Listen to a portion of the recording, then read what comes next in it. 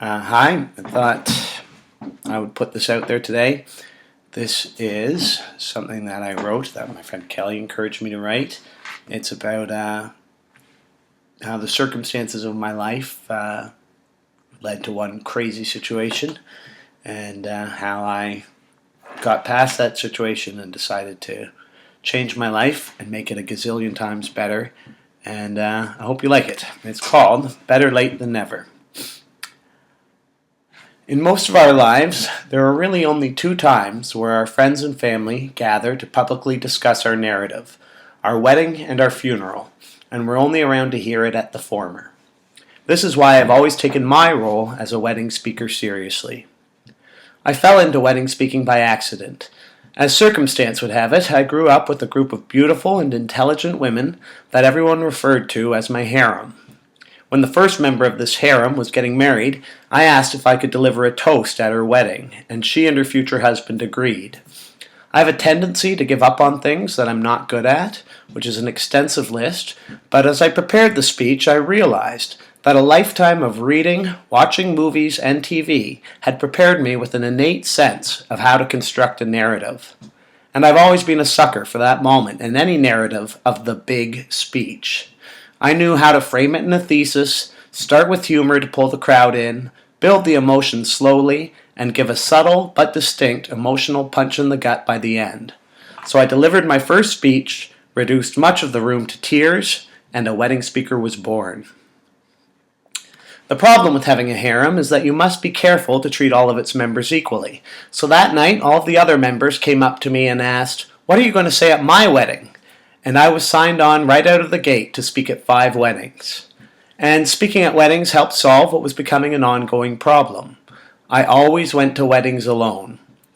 Anyone who has gone to a wedding stag knows how tough it can be to be the dateless wonder. As all these happy couples gather to celebrate a new member to their happily ever after club, those of us who show up without someone who could be a candidate for that position stick out like a sore thumb. The single person at the wedding always worries that all the happy couples are looking at them and thinking, what is wrong with that person? By speaking at weddings, I was able to announce to the assembled mass, many of them strangers, that even though I am a dateless wonder, I really know these people. I have every right to be here, even if I am alone. Look at me make the speech. It completely alleviated the anxiety of going to a wedding alone. And so, as the years went on, I continued to marry off my harem to eligible bachelors and sent them on their merry way with a meaningful toast.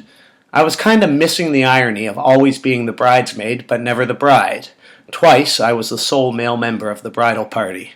And by the time the 5th and final wedding rolled around, it was entirely possible that I was becoming a wedding speech hack.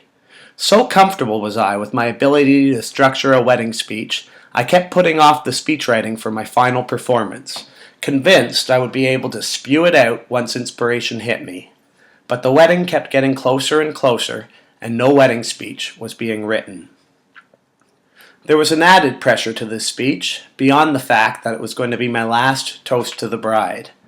The recipient of Wedding Speech 5 had always found relationships as confusing as myself.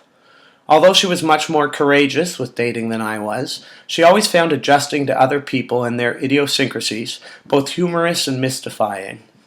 As all of our friends settled into their married lives and started having children, both of us bought houses by ourselves.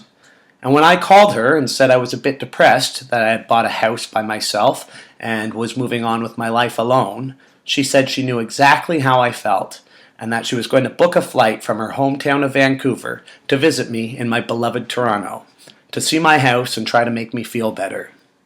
She did make me feel better, way better, and she told me a lot about a new man she had met and how much fun they were having, and the warmth and happiness she was feeling was vicariously passed to me. Excuse me.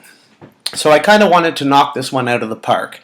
I figured I would write it on the plane ride to Vancouver, but I forgot one important thing. I had a baby on my lap.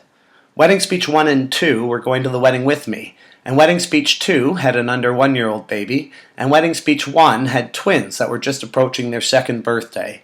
And though by flight law I had to have one of these twins on my lap during the flight, neither of them wanted anything to do with me.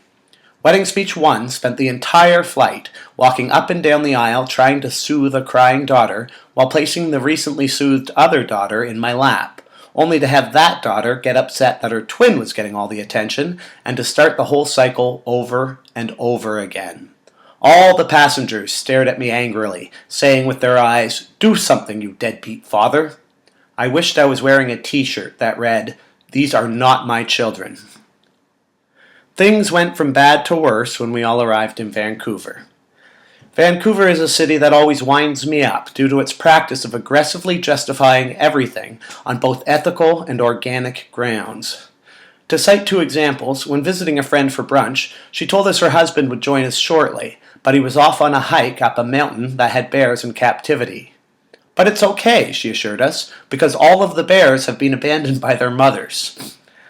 The other example being when the caterer stood up at the wedding to detail where everything in the extensive buffet had come from, she enthusiastically declared that prior to their slaughter, the chickens had been very happy. These may sound like jokes, but they are entirely true. Adding to the tension was the relationship between Wedding Speech 1, Wedding Speech 2, and myself. We had once been an indestructible trio, but the challenges of raising families was starting to make us somewhat isolated from each other. Secretly, and selfishly, I had hoped this trip might repair our relationship, but in reality we spent most of our time chasing babies around and adhering to their feeding and sleeping schedules. When Wedding Speech 5 came to visit us in the apartment we had rented, she suggested that I ditch the families and not go up to Whistler with them for a couple of days, and instead come stay with her, her newborn baby, and her husband-to-be. Realizing that a wedding speech was not likely to get written when faced with the demands of substitute fathering, I guiltily abandoned Wedding Speeches 1 and 2 and took what I had hoped to be a more peaceful offer. It wasn't my best idea. Although Wedding Speech 5 and her fiancé surely had the best intentions when inviting me to stay with them, they quickly realized that a neurotic house guest isn't the best thing for a couple facing pre-wedding jitters. I thought I was being gracious when I bought them a case of beer, but made the mistake of drinking the whole thing myself. Wedding Speech 5's fiancé was an incredibly accomplished individual, a lawyer who had already published a couple of books and was currently making beautiful needlepoint illustrations to complement the book series his twin brother had written, a board book called Classics for Babies, which filtered great works of literature into 10 well-chosen words. They were currently working on Moby Dick. His twin brother, a professor of literature in a college in New York State, was also going to make a speech at the wedding. It was already written. And I, a jumpy kindergarten teacher, was supposed to be speaking as well. But my speech was nowhere close to being finished. So I sat in their backyard, chain smoking and drinking, frantically tapping away at my laptop, while the soon-to-be married couple and the twin brother and his lovely wife all watched me from the window, expecting that a cataclysmic speech was likely to be delivered at the wedding by this crazed visitor from Toronto. The morning of the wedding, I had a notebook full of incomplete ideas and a computer full of ramblings, but still no speech. I realized that if I was going to get anything done, I would have to get some time to myself, and I knew I had a small window at the apartment we had rented before Wedding Speech 1 and 2 arrived back from Whistler with the babies to get dressed for the wedding. But I couldn't get back into the apartment until 10 a.m., and I knew for sure that I needed to get out of the house of the soon-to-be-marrieds. So, running on about 20 minutes of sleep, I took their dog for a walk.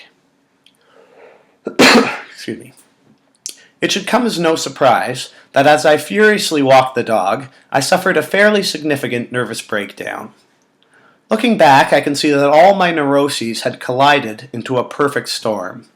If I had been rational at the time, I could have realized this by asking myself a few simple questions from my anxiety checklist. Question 1. Are you in a foreign city, far from the safety and comfort of your own home? Answer. Yes, I am. Question 2. Is it Vancouver? Answer. Yes, it is. Question 3. Are you maniacally trying to please everyone around you, but all your attempts seem to be only making matters worse? Answer. Yes. Question 4. Do you need to perform a task in front of a large group of people whom you suspect are all smarter, happier, funnier, better looking, and more stylish than yourself? Answer: fairly confident about the first three, but I know for a fact that they are all better looking and more stylish than me. Also, they are in better shape. But I wasn't thinking rationally, so I took out my cell phone and called Wedding Speech 1 up in Whistler. "Craig, why are you calling so early? Is everything okay?" she asked. I think I'm having a nervous breakdown and I have to make a speech in front of a group of strangers tonight. This is a complete disaster." "Where are you?" "I'm walking their dog. I can't go back to their house. They hate me and I'm ruining everything." "You know this is all in your head, don't you?" "It's not!" I screamed. "This is really happening!" She tried to talk me down, but there was no coming down. I had painted myself into a corner. The dog looked at me worriedly, concerned that he may never get walked back home. And while I can look back at that morning with humor through the healing passage of time, I should add that walking the dog that morning was the most terrifying experience of my life. It was a bad dream I couldn't wake up from. I eventually found my way back to the home of the bride and groom and slunk into their kitchen with their thoroughly walked dog.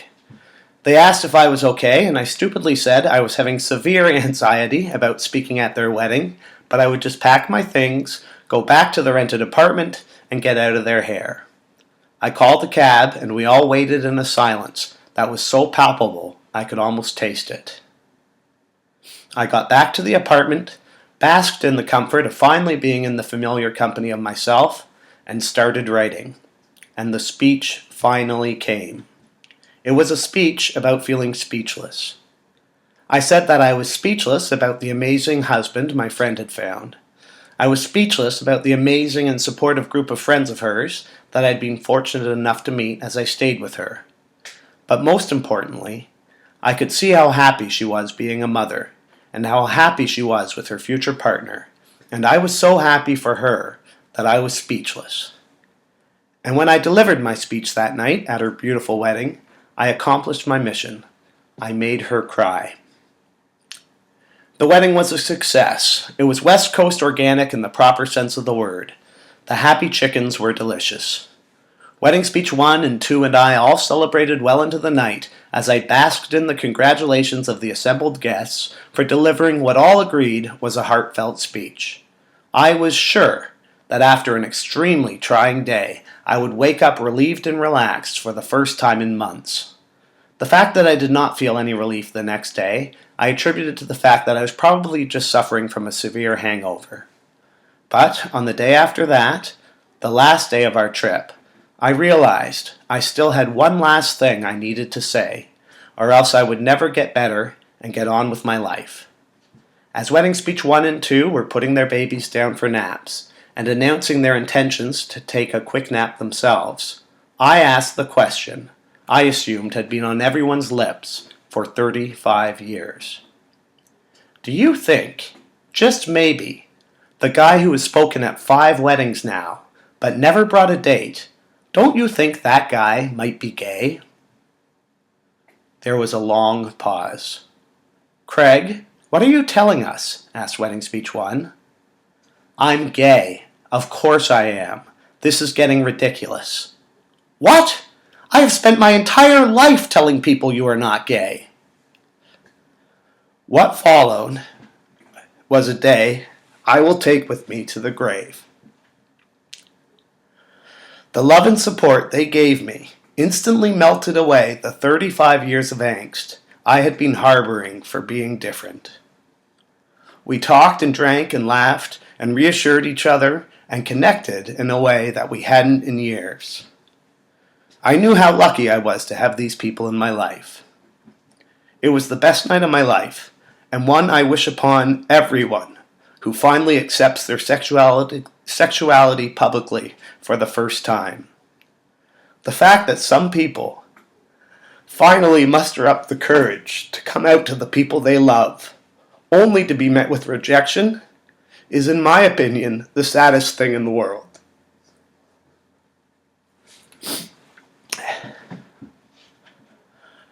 Flying back to Toronto the next day, I sped up the narrative in my mind.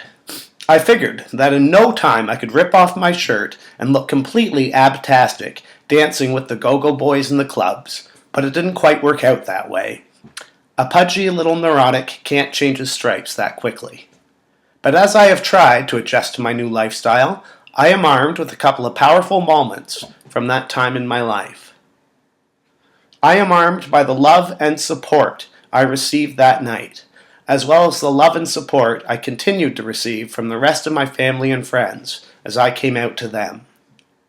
And I am armed with the feeling I felt when I walked back into my house after returning from the airport. It was the feeling of exhaustion and comfort that can only come from returning back home. And I imagine I felt like the bride and groom when the craziness of the wedding is over. That overwhelming sense of excitement one feels with the knowledge that in the morning they will step back into their old life from an entirely new perspective.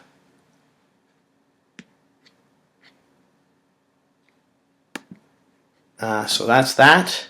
Hope you liked it. Please don't get in the way of anyone trying to get on with their life, because I can speak from experience. It was the best decision I ever made. Thank you. Bye.